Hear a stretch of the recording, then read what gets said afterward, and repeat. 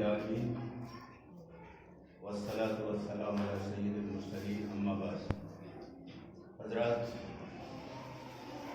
سورہ احزاب آیت نمبر 21 کی ایک آیت ہے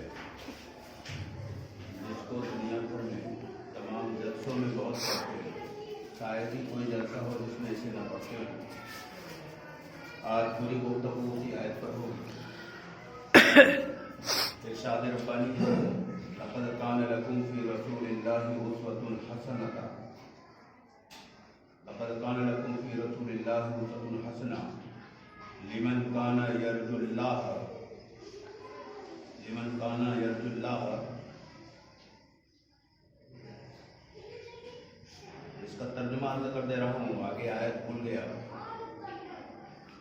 کہ تمہارے لیے اللہ کے رسول میں بہترین نمونہ ہے ہر اس آدمی کے لیے جو اللہ پر اور آخرت کے دن کا امیدوار ہو اور اللہ کو بہت زیادہ یاد کرے۔ یہ اس آیت کا ترجمہ ہے۔ تو اس آیت میں واضح طور پر یہ بات بتا دیا کہ اللہ کے رسول دنیا کے تمام انسانوں کے لیے نمونہ ہے، لیکن ساتھ میں یہ بتا دیا کہ وہ اپنے لیے نمونہ ہے جو اللہ اور یوم الآخر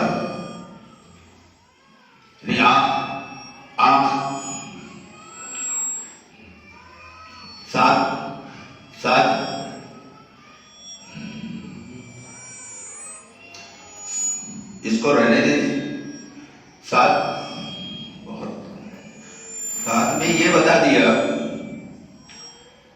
کہ یہ نمونہ اس کے لیے ہے جو اللہ اور آخرت کے دن کا امیدوار ہے اور اللہ کو بہت زیادہ یاد کرنے والا ہوں۔ اس آیت کی وضاحت کے لیے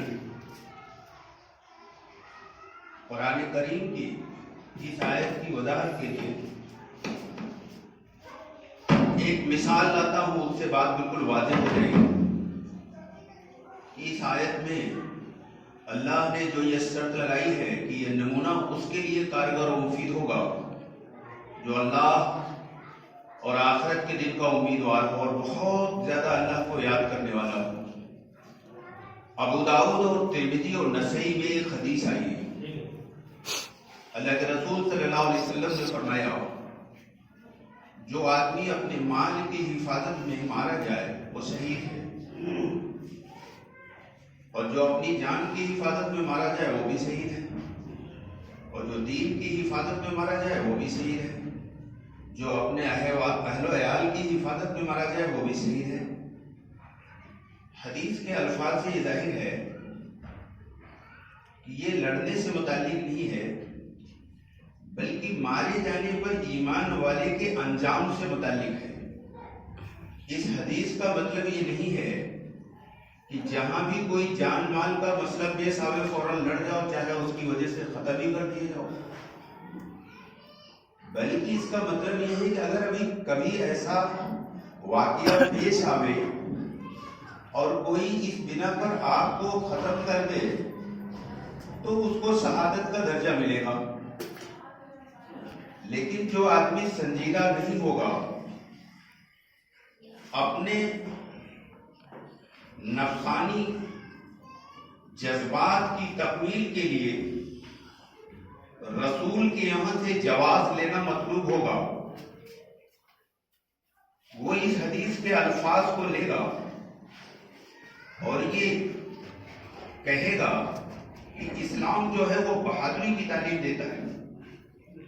جہاں بھی جان مال کا کوئی مسئلہ پیش آئے اس کو لڑ جانا چاہیے، یا تو اپنا مقصد حاصل کر لے گا یا تو شہادت کا درجہ اسے مل جائے گا۔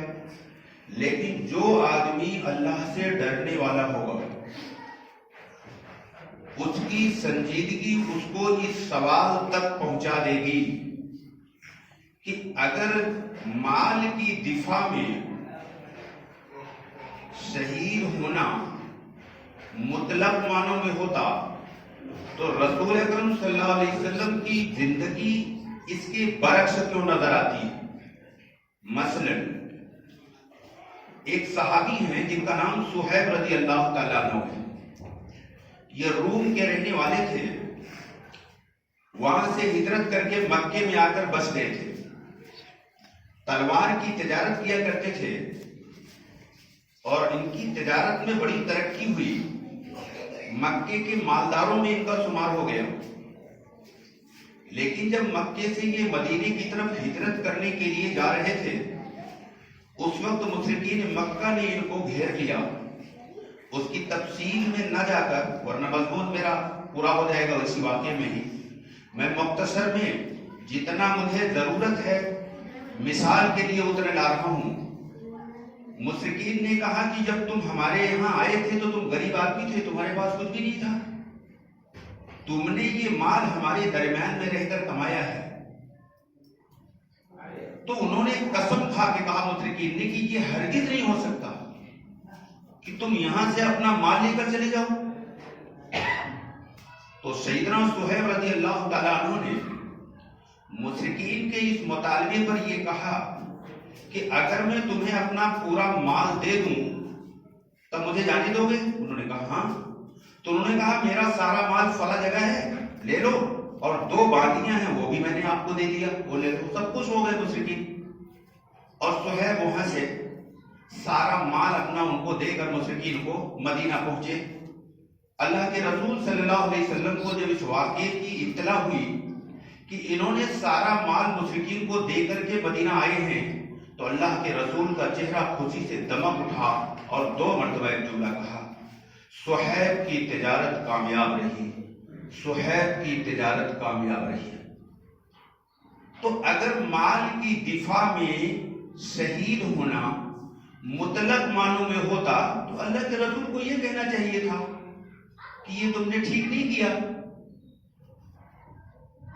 اللہ کے رسول تو ان کو کامیابی کا کریڈٹ دے رہے ہیں, ان کو کامیابی سے نواز رہے ہیں. ایک دوسری مثال, یہ بہت اہم مضمون ہے, بڑا سینسٹیو مضمون ہے جو میں نے آج آپ کے سامنے لایا ہے. اس کی حقیقت آپ کو آگے ابھی سمجھ میں آئے گی میں اس مضمون کو کیوں لا رہا ہوں. ایک دوسری مثال لیجیے. ہجرت کے 6 سال اللہ کے رسول صلی اللہ علیہ وسلم اپنے اصحاب کا ایک قافلہ لے کر کے عمرہ کرنے کے ارادے سے روانہ ہوئے اور مکے سے قریب حدیبیہ کے مقام پر جب پہنچے تو مشرکین مکہ نے آپ کو روک لیا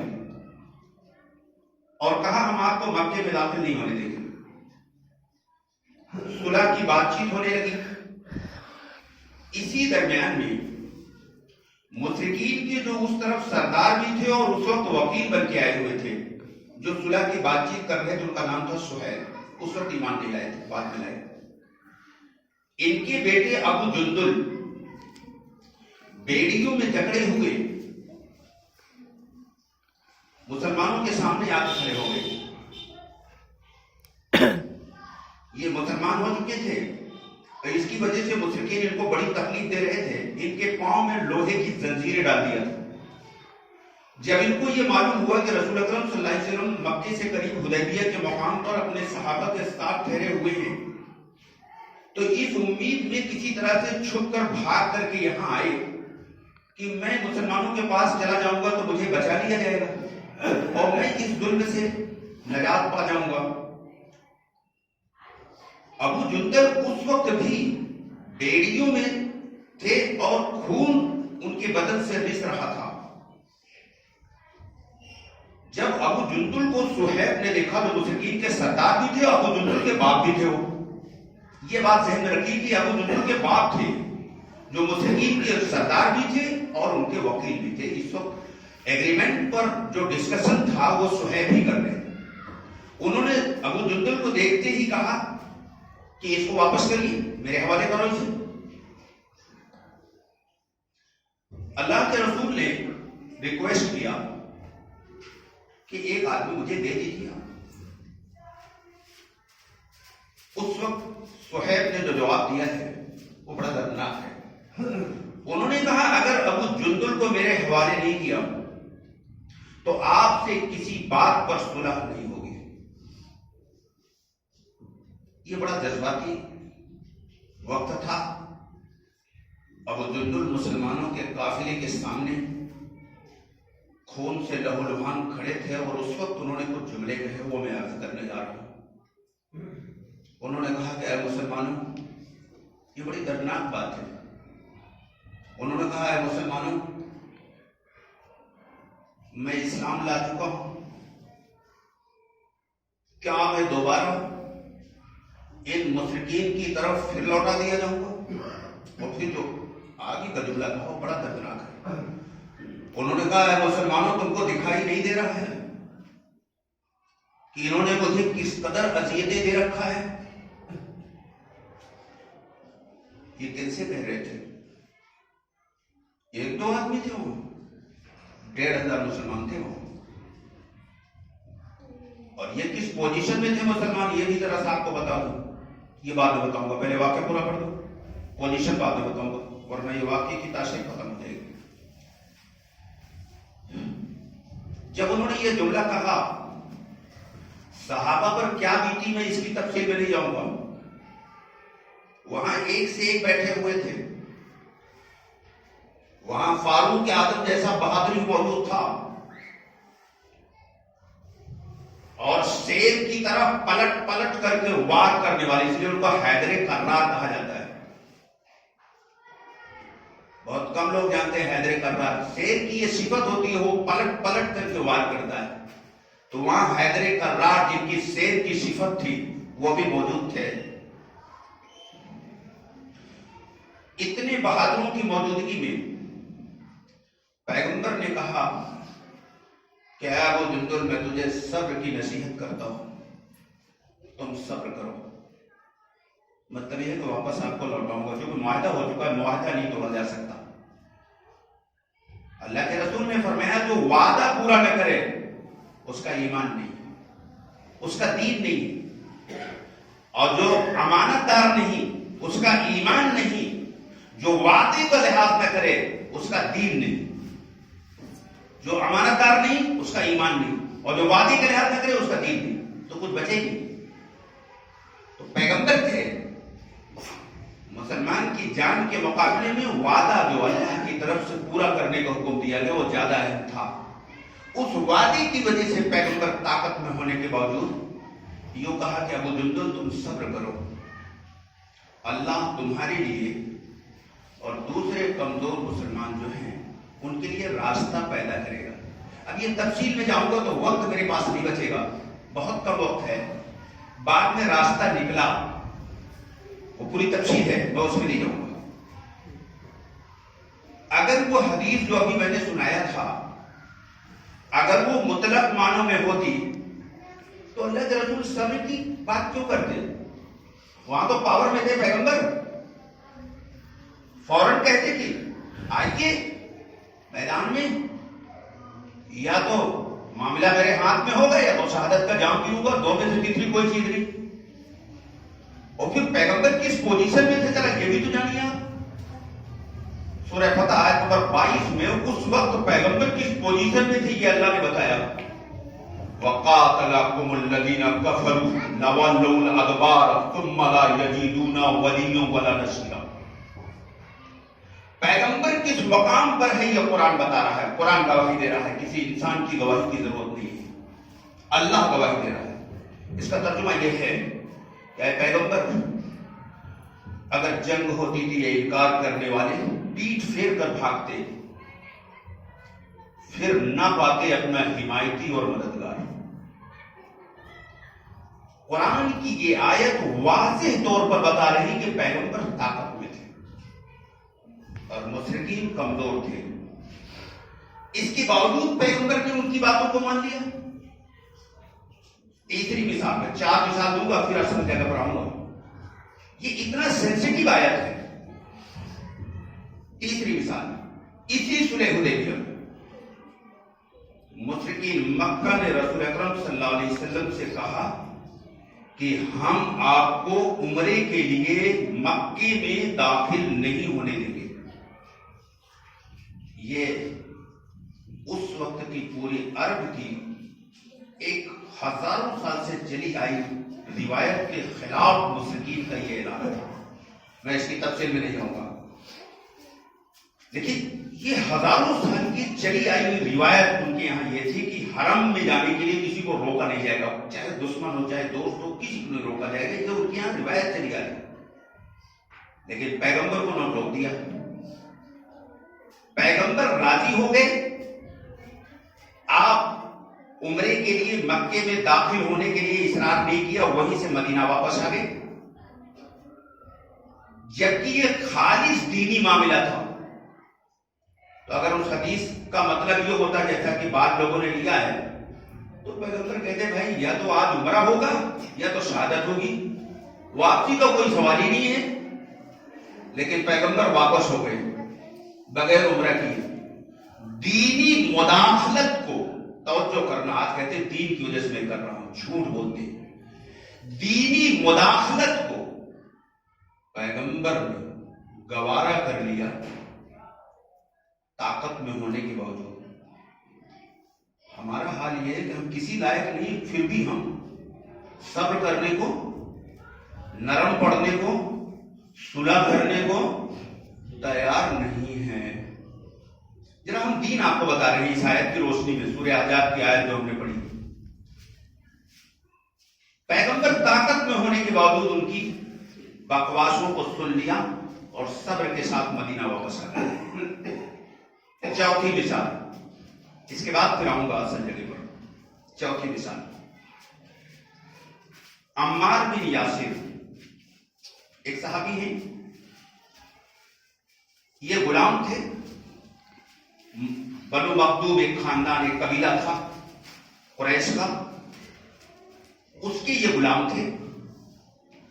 ان کی امی اور ان کے ابو، امی کا نام سمیہ تھا، ابو کا نام یاسر تھا. یہ پورا گھر ایمان میں داخل ہو گئے. تو اس خاندان کو یہ بات بہت ناگوار ہوئی. انہوں نے ان کو بڑی اذیت دینا شروع کیا. تپتی ہوئی ریت پر ان کو لٹا دیتے اور اس کے بعد بھاری پتھر کی چٹان رکھتے اور مختلف قسم کی اذیتیں دیتے، حتیٰ کہ ان کی ماں کو قتل کر دیا، شہید کر دیا. اسی حالت میں ایک لمبے وقفے تک یہ رہے اور کبھی کبھی اللہ کے رسول کا ادھر سے گزر ہوتا، وہ لوگ تکلیف دے رہے ہوتے تو پیغمبر فرماتے تھے اے یاسر کی اولاد، صبر کرو، تمہارے لیے جنت ہے. اگر اس حدیث کا مطلب یہ ہے جیسا کہ بعض نادان لوگوں نے سمجھا ہے، تو پیغمبر صبر کی دعوت کیوں دیتے بھائی؟ خود پیغمبر کے پاس درجنوں پہلوان سے زیادہ طاقت تھی. بعضوں نے تو بہت لکھا ہے لیکن وہ ضعیف روایتیں ہیں. بعض مضبوط روایتوں میں جو ہے 100 کی طاقت لکھی گئی ہے، لیکن کم سے کم ایک درجن تو ہم مانی ہیں. اتنا طاقتور نبی. وہ کہتے کہ اے یاسر کی اولاد، آؤ آج شہادت کا جام پیتے ہیں، یا تو اس سے نجات ملے گی. لیکن آپ نے ان کو کہا کہ صبر کرو، اس پر تجھے جنت ملے گی. اصل بات سمجھیے یہ کیوں ہوا، کیوں کیا پیغمبر نے ایسا. اہل ایمان کے نزدیک سب سے بڑی چیز دعوتی مصلحت ہے. دعوتی مصلحت پر شخصی، ذاتی، پرسنل، جو بھی سمجھتے ہیں آپ. کیونکہ یہاں شکایت ہے لوگوں کی کہ آپ ایسے الفاظ بولتے ہیں اردو کی تو سمجھ میں نہیں آتے. اسے میں نے تینوں زبان میں کہہ دیا، ٹھیک ہے، کہ دعوتی مصلحت پر شخصی مصلحت کو قربان کیا جائے گا. جب دعوتی مصلحت اور شخصی مصلحت کا ٹکراؤ ہوگا تو شخصی مصلحت کو چھوڑ دیا جائے گا اور دعوتی مصلحت کو حاصل کر لیا جائے گا.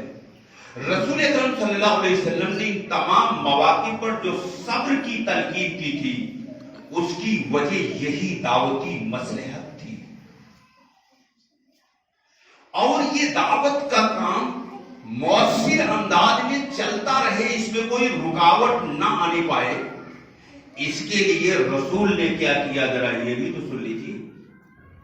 اپنی جان, اپنا مال اور اپنے خاندان کی قربانیاں برداشت کیا.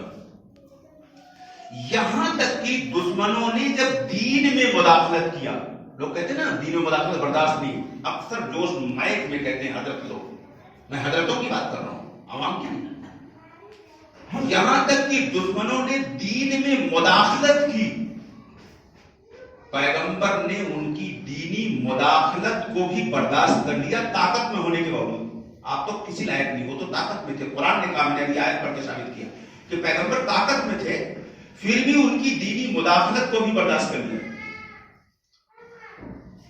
تاکہ دعوت کا کام چلتا رہے, اس میں کوئی رکاوٹ نہ آئے. اور دعوت ہی اس زمین پر ہر قسم کی کامیابی کا واحد ذریعہ ہے. آگے چند لائنیں اور سنیے, بالکل واضح ہو جائے گی بات. جس آدمی کے سامنے, یہ نیچر آف اللہ بتانے جا رہا ہوں, فطری اصول, پراکرتک نیم, جس آدمی کے سامنے کوئی مقصد ہوتا ہے, ہندی میں ادیشیہ کہتے ہیں, جس آدمی کے سامنے کوئی مقصد ہوتا ہے, وہ مقصد کو سب سے زیادہ اہمیت دیتا ہے, مقصد کے خاطر دوسرے تمام نقصانات کو برداشت کرتا ہے. ایک آدمی کو بی ٹیک کرنا ہے, بی ٹیک کی مثال چھوڑ کے, ایم بی بی ایس ہونا ہے, 50 لاکھ ڈونیشن دیتا ہے, 50 لاکھ روپیہ بہت ہوتا ہے, یہ نقصان کیوں برداشت کر رہا ہے؟ مقصد ہے ڈاکٹر بننا. تو جس آدمی کے سامنے کوئی مقصد ہوتا ہے, وہ مقصد کو اہمیت دیتا ہے اور اس کی وجہ سے بڑے بڑے نقصانات کو برداشت کرتا ہے تاکہ مقصد اس کا حاصل ہو جائے. اور جس کے سامنے کوئی مقصد نہیں ہوتا, وہ چھوٹی چھوٹی چیزوں میں الجھتا ہے اور لوگوں سے لڑتا ہے. یہ پہچان ہے, یہ پہچان ہے بے مقصد قوموں کا, یہ پہچان ہے. دو پہچان, چھوٹی چھوٹی چیزوں میں الجھ جانا اور لڑ جانا. پوری دنیا مسلمان تو یہ کر رہا ہے نا, چھوٹی چھوٹی بہانے بناتے ہیں. میں نے اس لیے پیغمبر لایا سامنے آپ کو, ان سے بڑی کوئی مثال نہیں ہے قیامت تک. بے مقصد اس وقت پوری دنیا کا مسلمان ہے. ابھی ثابت کروں گا مقصد کسے کہتے ہیں. داڑھی ٹوپی کرتا اور رسمی نماز کا نام مقصد نہیں ہے, نہیں ہے, نہیں ہے. قرآن بھرا پڑا ہے, حدیث بھری پڑی.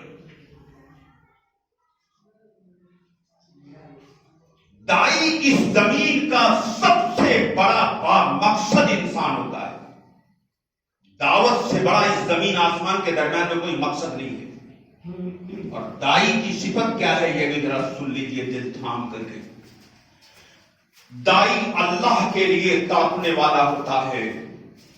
دائی اللہ کے لیے, دشمنوں کے لیے اللہ سے رات کو رو رو کر کے دعائیں مانگتا ہے. کس کے لیے؟ دشمنوں کے لیے. تم تو دوستوں کے لیے بھی دعائیں شاید نہیں کرتے. دائی دشمنوں کے لیے رات کو اٹھ کر دعائیں مانگتا ہے کہ اے کریم میرے اس دشمن کو حق سمجھا دے, اے کریم میرے اس دشمن کو جہنم کے راستے سے بچا کر جنت کے راستے پر ڈال دے. تو دائی اللہ کے لیے تڑپنے والا, دائی دشمنوں کے لیے دعائیں دینے والا ہوتا ہے. دائی آخرت کے لیے قربانی دینا اپنی کامیابی کا ذریعہ سمجھتا ہے. دائی اپنی نفسانی خواہشات کو اللہ کے برتر اصولوں کے تابع کر دیتا ہے.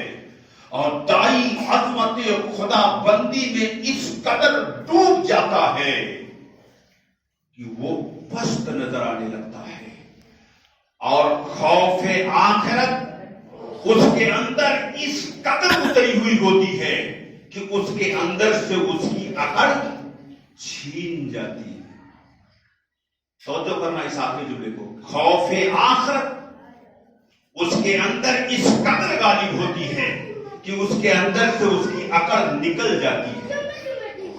چونکہ اگر عقل موجود ہے, توجہ چاہتا ہوں, اگر اس کے اندر عقل موجود ہے تو راتوں دن عبادت کرے گا, عبادت اس کو جنت میں نہیں لے جا پائے گی. واللہ لا یحب المتکبرین، یقینی بات ہے اللہ بڑائی رکھنے والوں کو پسند نہیں کرتا. الیس فی جہنم مثوی للمتکبرین، اللہ بڑائی رکھنے والوں کو جہنم میں ڈالے گئی. آیت کہہ رہی. بہت دن کے بعد کسی مجبوری کے تحت ایک جملہ میں نے تقریری انداز میں کہا، معذرت چاہتا ہوں، پھر اپنے سمپل انداز میں آ رہا ہوں. داعی کی یہ صفت ہے جو دنیا کے ہر انسان کے دلوں پر قبضہ کرتا ہے. کہاں قبضہ کرتا ہے؟ دلوں پر، زمین پر نہیں. داعی دنیا کے تمام انسانوں کے دلوں پر قبضہ کرنے کے لیے آیا تھا، اور دنیا کے تمام انسانوں کے دلوں پر قبضہ ہوتا ہے محبت کے ذریعے. ان کی نفرت کے باوجود ان سے محبت کرو. وہ تمہارے ساتھ برائی کریں پھر بھی ان کے ساتھ بھلائی کرو.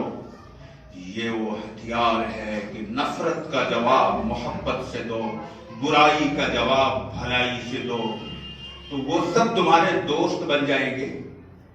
میں اس کی کچھ پریکٹیکل مثال دے کر میں ابھی اس آیت کے ضمن میں کچھ اور لاؤں گا، لیکن مجبوری ہے تھوڑی دیر کے لیے میں کچھ پریکٹیکل ثبوت دے دوں، ورنہ آپ سوچو گے یہ کس زبانی کی باتیں کر رہا ہے، اس کو کچھ تمیز نہیں ہے. آج اتنی نفرت ہے اور ایسا ماحول ہے.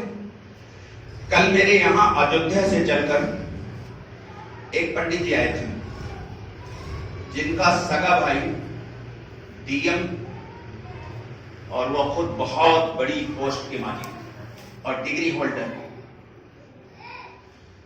کریکٹ 11:30 بجے میرے گھر پر پہنچے اور تقریباً 2:30 بجے تک کنٹینیو ان سے بات ہوتی رہی. یہ آج کی بات ہے، کل کی 12 گھنٹہ ہے، 14 گھنٹہ ہو گیا ہے، 18 گھنٹہ ہو گیا ہو. اس سے زیادہ دیر کی بات نہیں، کل کی بات ہے. ہندوستان کے ٹاپ موسٹ گھرانے میں سے ایک آدمی ہے وہ. اگر میں اس کے پورے گھرانے کی ہسٹری بتاؤں آپ حیران ہو جاؤ گے. اس کے گھر میں سب آئی ایس ہو. ہمارے یہاں تو صدیوں میں آئی ایس نہیں ہوتے، ریئر کو چھوڑ کر. ان کے یہاں پورے گاؤں آئی ایس ہے. جس گاؤں کے وہ ہیں وہاں تقریباً جج اور آئی ایس ہی بھرے ہوئے ہیں. پورا گاؤں ان کا آئی ایس اور جج ہے. اس گھر سے آئے تھے. اور بڑی عجیب بات بتاؤں، اس دور میں وہ پنڈت جی، جبکہ ان کے بھائی جو ڈی ایم ہیں ان کا گھر گومتی نگر میں ہے، اور راستے میں پہلے ایودھیا سے آئے گا آدمی تو گومتی نگر پڑے گا، پالی ٹیکنک پر اترے تھے، لیکن بھائی کے گھر پہلے نہیں گئے، اس حقیر کے گھر پر پہلے آئے. اس معمولی آدمی کے گھر پہ پہلے آئے. بہت بڑی بات ہے. وہ اپنے سگے بھائیوں، دونوں بھائیوں بے پناہ محبت ہے. رات کو ہم کو فون کیا کہ میں ایودھیا جا نہیں سکا. میرے بھیا نے آفس سے فون کیا کہ آپ رکیے، میں اپنے آفس سے آ رہا ہوں، آفس کا کام چھوڑ کے آ رہا ہوں، آپ کو جانے نہیں آتا. اور میری بھابھی نے بھی نہیں جانے دیا. نہیں، آپس میں اتنی محبت بھی ہے ان کے یہاں. ہمارے یہاں تو نہیں رہتی. ہمارے یہاں ذرا ایک بھائی ترقی کر لیا دوسرے کو دیکھتا ہی نہیں، اللہ معاف کرے. تو ان کے یہاں ایسا نہیں ہے. مجھے رات کو پھر فون کیا انہوں نے، کہنے لگے سر میں جا نہیں سکا. تقریباً 2 گھنٹے سے زیادہ وہ میرے پاس بیٹھے رہے، اور جب میں باتیں کرتا تھا وہ کتنا قابل آدمی تھا. میں نے زندگی میں پہلے اتنا پڑھا لکھا آدمی دیکھا. جو بات میں کہتا تو کہتے کہ ہاں یہ تو وید میں ہے، اور یہ تو محمد صلی اللہ علیہ وسلم کی بات ہے جو آپ کہہ رہے ہیں. ارے میں ایک دم اباک رہ گیا کہ میرے کہنے سے پہلے آدمی سمجھ لیتا ہے. اور وہ اتنا ٹریپیکل سبجیکٹ ہے کہ آپ جتنے بیٹھے ہو چھوڑیے. بڑے بڑے اہل علم مسلمانوں کے نہیں سمجھتے جس پر میں بات کر رہا تھا، کیونکہ کچھ ایک آدھ مسلمان کو بلا لیا تو ہم نے بطور گواہ کے ہم نے کہا آؤ دیکھو کیا بات کرتا ہوں. میں نے جو بات کیا اس کی ایک تھوڑی جھلک بتا رہا ہوں. میں نے کہا کہ مانیور محترم جس کو آپ کہتے ہیں ہندی میں مانیور، قرآن نے یہ کہا کہ جس سے بات کرو اس کی زبان میں بات کرو. تو میں شدھ ہندی ان سے بول رہا تھا. میں نے کہا مانیور، وید میں سب سے مہتوپورن وشے، امپورٹنٹ سبجیکٹ اگنی ہے. اور رگوید منڈل 329 منتر نمبر 3 میں لکھا ہے کہ جس دن لوگ پہلی آسمانی کتاب پر آخری آسمانی کتاب کو لکھ کر کے رکھ کر کے شوध کریں گے، ریسرچ کریں گے، تو اگنی کو پہچان جائیں گے. اور ہم نے کہا یہ وید میں آپ کے یہ بھی لکھا ہے کہ کہ جب اگنی کو آپ پہچان جائیں گے تو پوری دنیا کا نیترتو، وشو نیترتو، پوری دنیا کی قیادت، پوری دنیا کو لیڈ آپ کریں گے، یعنی ہندو کرے گا، آپ نہیں کریں گے. یہ لکھا ہے وید میں بھی قرآن میں بھی. ہندوستان کا سناتنی پوری دنیا پر منصب امامت کرنے جا رہا ہے، یہ قرآن بھی کہہ رہا ہے. قرآن میں 6 جگہ یہ بات لکھی ہے. اب میں نے ایک جملہ بتاؤں گا کہ کتنا ٹف سبجیکٹ تھا کہ لوگوں کے سر اوپر چل جائے، وہ فوراً کہتے کہ یار یہ تو محمد کے بارے میں. میں نے کہا اس اگنی کے 3 روپ ہیں. ہم نے کہا پرتھم اور ترتی روپ میں اس کو کوئی نہیں پہچان پائے گا، لیکن جب وہ انسانوں کے مدھ میں آیا، بیچ میں ان سے ہندی میں کہہ رہا تھا، انسانوں کے بیچ میں جب وہ آئے گا تو اس کا 3 نام ہوگا. اس کا نام اسور ہوگا، اس کا نام جاتوید ہوگا، اس کا نام نرشنس ہوگا. 3 نام وید نے بتایا. اسور مانے آخر میں آنے والا. جاتوید یعنی وہ جاتوید کا عربی میں ترجمہ امی ہوتا ہے، یعنی وہ ان پڑھ ہوگا. وہ اسور ہوگا، آخر میں آئے گا. وہ جاتوید یعنی وہ امی ہوگا، ان پڑھ ہوگا. اور وہ نرشنس ہوگا. نرشنس کا ایکوریٹ ترجمہ محمد ہوتا ہے. نر پلس آشنس. نر مانے آدمی، آشنس مانے تعریف کیا ہوا. محمد کے معنی میں بھی تعریف کیا ہوا. ایسا انسان کہ اس کی اتنی تعریف کی گئی اور کی جائے گی کہ آج تک اس زمین پر کوئی ایک آدمی ایسا نہیں پیدا ہوا جس کی اتنی تعریف، اتنی مدح کی گئی ہو اور مستقبل میں کی جائے گی. میں نے نرسنس کا الفاظ شروع میں نہیں لایا تھا جان بوجھ کر کے، خالی میں نے جاتوید کہا تھا، اسور کہا تھا، تو اس سے پہلے کہہ دیا کہا ہے تو محمد کی بات ہے. کیا کہا؟ نرسنس تو کہتا تو سمجھ جاتے ہو، عام آدمی سمجھ جاتا. میں نے خالی جاتوید اور اسور کہا تھا، انہوں نے کہا یہ تو محمد کی بات ہے. اور جانتے ہو خدا تمہارا محتاج نہیں ہے. سورہ توبہ آیت نمبر 40 میں اللہ نے یہ بات کہا ہے کہ ہم نے تمہارے بغیر اپنے نبی کی بات کی. صحابہ سے کہا، ہماری تو کوئی اوقاتیں نہیں. صحابہ سے کہا ہم نے تمہارے بغیر، میں تمہارا محتاج نہیں، تمہارے بغیر اپنے نبی کی بات کر کے بتایا. آج بھی اللہ آپ کا محتاج نہیں ہے. آپ نہیں کرو گے خدا دوسروں کو کھڑا کرے گا. انہوں نے کیا کہا وہ سب بتاؤں گا تو میرا وقت ختم ہو جائے گا. مجھے بھی کچھ باتیں کہنی ہیں، چند جملے ان کے بتا دوں. انہوں نے کہا جس کی مجھے بہت دنوں سے تلاش تھی، آج آ کر سب مل گیا مجھے. آج مجھے بڑی شانتی ملی. آج مجھے لگ رہا ہے کہ اب میں دنیا میں کوئی بڑا کام اب کر لوں گا. آج میری سمجھ میں سب آ گیا. اور کہا کہ میں آپ کے ساتھ مل کر کے اس پورے دیش میں ایک انقلاب لانا چاہتا ہوں. ابھی تو 2 گھنٹہ ہوا ہے. 2-2.5 گھنٹے میں اس دیش کا ایک آدمی جو آپ کی شکل نہیں دیکھنا چاہتے وہ لوگ، وہ ایک مسلمان سے کہہ رہا ہے کہ میں آپ کے ساتھ اس ملک میں ایک انقلاب لانا چاہتا ہوں. قرآن نے بھی کہا کہ یہ قوم جب آئے گی نا تو پوری دنیا میں چھا جائے گی. یہ قرآن نے کہا ہے. 2.5 گھنٹے کی گفتگو میں وہ کہہ رہا ہے کہ میں اس پورے ملک میں آپ کو لے کر ایک انقلاب لانا چاہتا ہوں. کیا مطلب ہے اس کا؟ وہ قوم تیار بیٹھی ہے. اگر میں اس کی تفصیل بتاؤں گا تو عصر کی اذان ہو جائے گی، وہ بات میری ختم نہیں ہوگی. قوم تیار بیٹھی ہے، وہ تمہاری محتاج نہیں ہے. ان کے بڑے بڑے سب جانتے ہیں کہ آخری نبی محمد عربی ساری دنیا کے نجات دہندہ بن کے آئے تھے، اور آخری کتاب انتم وید قرآن ساری دنیا کے انسانوں کے لیے آئی. مسلمانوں کی مونوپولی اس پر نہیں ہے، کہ بپوتی نہیں ہے کہ یہ اس کے ٹھیکیدار ہیں. قرآن جتنا آپ کا ہے اتنا دنیا کے ہر انسان کی. لیکن میں اپنے اصل مضمون پر آ جاؤں، یہ تو پریکٹیکل ثبوت دے رہا تھا. لقد کان لکم فی رسول اللہ اسوۃ حسنہ کی تفصیل میں، چونکہ اس آیت میں اللہ نے یہ کہا کہ رسول کی زندگی اس کے لیے نمونہ بنے گی جو اللہ اور آخرت کے دن کا امیدوار ہوگا اور اللہ کو بہت زیادہ یاد کرنے والا ہوگا. ہر ایک کے لیے نمونہ نہیں ہے. اس آیت میں یہ بتایا ہے، سورہ احزاب آیت نمبر 21 میں اللہ نے یہ بات بتائی ہے. اس کو سمجھنے کے لیے میں نے بہت ساری مثالیں دیا، پھر پریکٹیکل کچھ چیزیں لایا، لیکن میں بھی کچھ اور لانا چاہتا ہوں بہت اختصار کے ساتھ، تاکہ آپ جو کنفیوژن کا جنگل ہے، کنفیوژن کا، غلط فہمی کا جو جنگل ہے، اس سے آپ نکل جائیں. آپ کی محبت میں بتانے جا رہا ہوں. ہمارے یہاں جیسے دنیا کی اور مذاہب کی قوموں کے یہاں اللہ کی کتاب سے لوگوں کو کاٹ دیا ان کے علماء نے، سناتنیوں کے بھی، عیسائیوں کے بھی، یہودی علماء نے بھی، عیسائی علماء نے بھی، سناتنی علماء نے بھی. پری پلان جو اللہ کی کتاب ان کے یہاں ہے، قرآن کہہ رہا ہے کتاب ہے وہ، اور قرآن پچھلی تمام کتابوں پر ایمان لانا فرض قرار دیتا ہے. پچھلے نبیوں پر ایمان لانا فرض قرار دیتا ہے. اگر پچھلی کتابوں پر ایمان نہیں لاؤ گے تو مومن نہیں. اگر پچھلے نبیوں پر ایمان نہیں لائے تو مومن نہیں. لیکن ان کی یہاں گمراہی کیسے آئی؟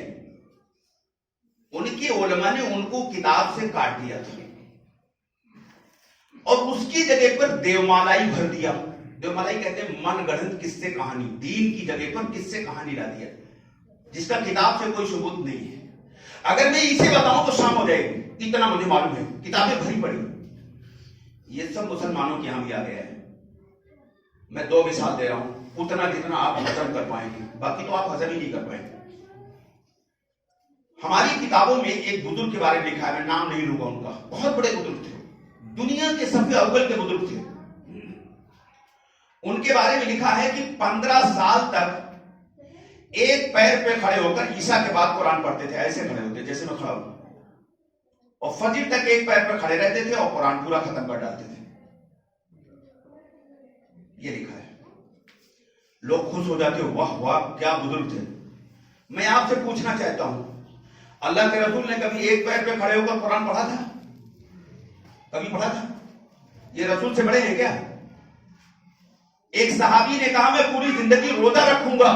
حضور کے تیور جلالی ہو گئے. فرمایا تو مجھ سے بڑا بننا چاہتا ہے؟ میں تو ہمیشہ روزہ نہیں رکھتا، میں روزہ رکھتا بھی ہوں، افطار بھی کرتا ہوں. حضور نے فرمایا. ایک صحابی نے کہا میں کبھی شادی نہیں کروں گا. حضور نے فرمایا مجھ سے آگے نکلنا چاہتا ہے؟ میں اللہ کا محبوب ہوں لیکن میں شادی نہیں کیا ہوں. پیغمبر کبھی پوری زندگی میں ایک دن بھی ایک پیر پہ کھڑے ہو کر قرآن نہیں پڑھا. بخاری کی روایت ہے، اللہ کے رسول آسان طریقہ اپناتے تھے، مشکل کو ترک کرتے تھے. حضرت عائشہ کی بہت مشہور روایت ہے کہ پیغمبر کے سامنے جب 2 چیزیں رکھی جاتی تھی تو اس میں جو آسان ہوتا تھا اسے چھانٹ دیتے تھے، مشکل کو چھوڑ دیتے تھے.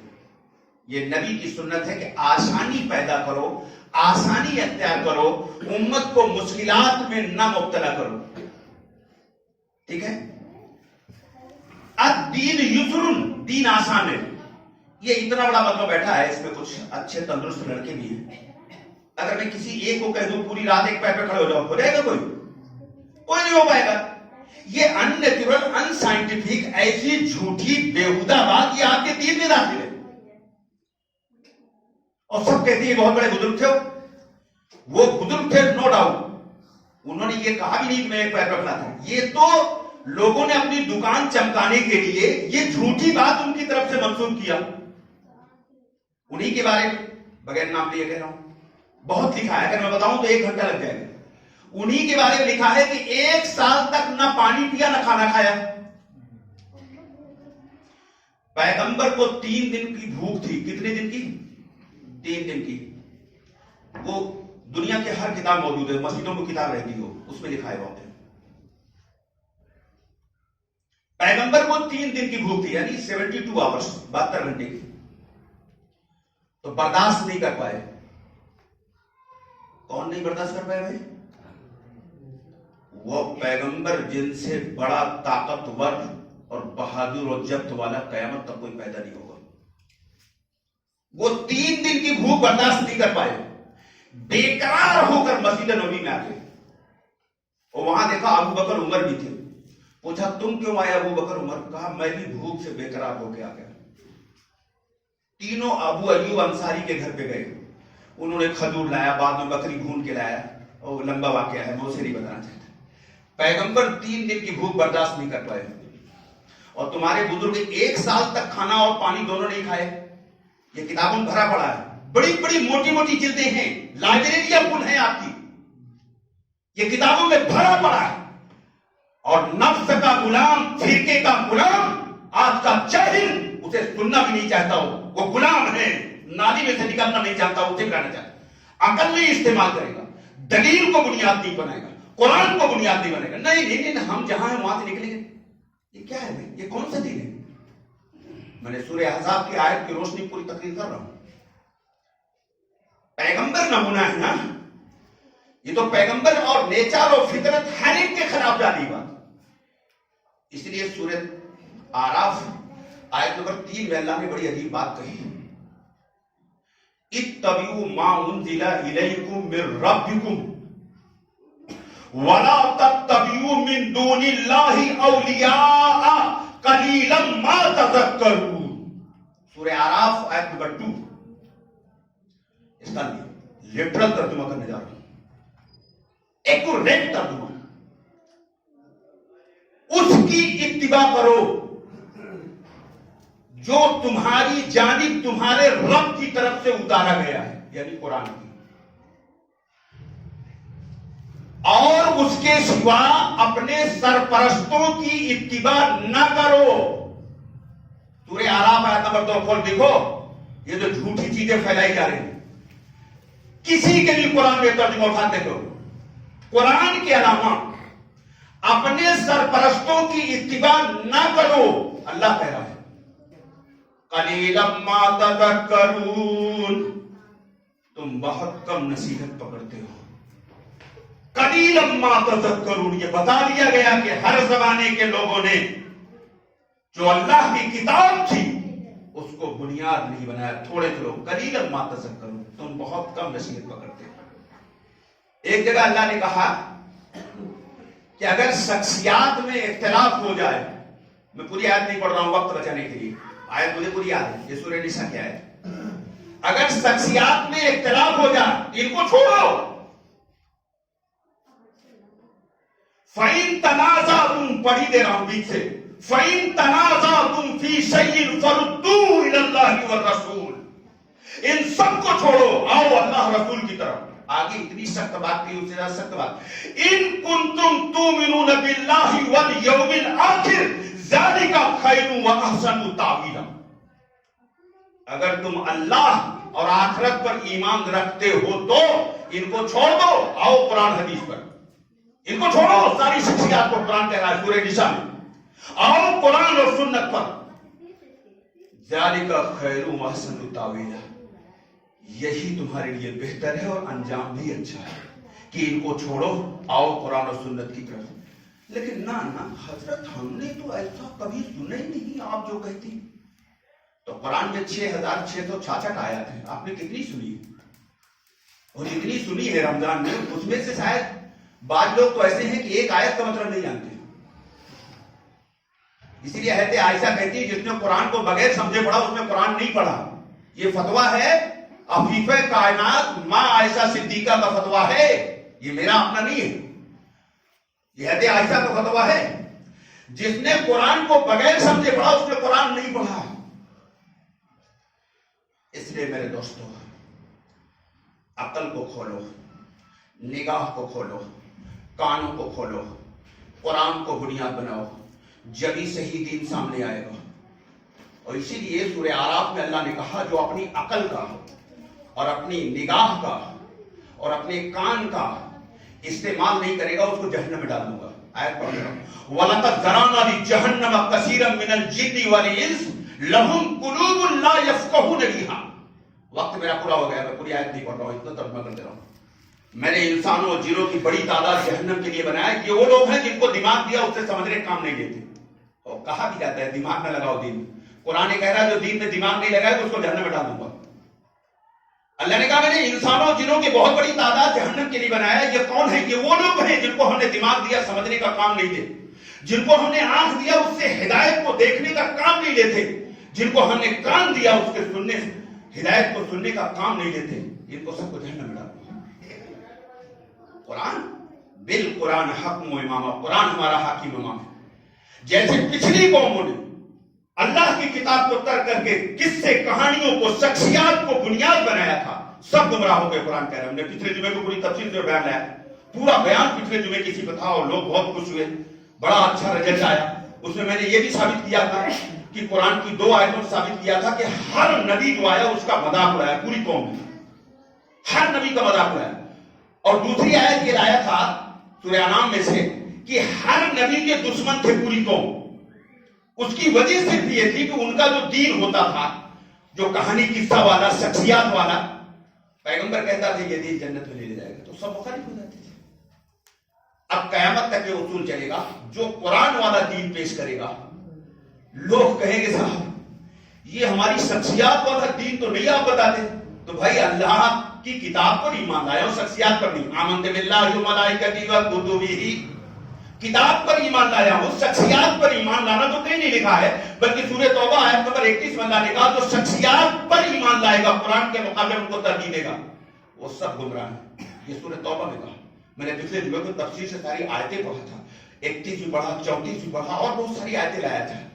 مختصر خلاصہ کلام یہ ہے کہ میرے دوستو, اگر حق چاہتے ہو, سچا دین چاہتے ہو, دنیا اور آخرت کو بنانا چاہتے ہو, تو وہ دین سمجھو جو قرآن بتا رہا ہے, شخصیات والا دین بھی. اللہ عمل کی توفیق عطا فرمائے. اب سنتیں پڑھ لیجیے.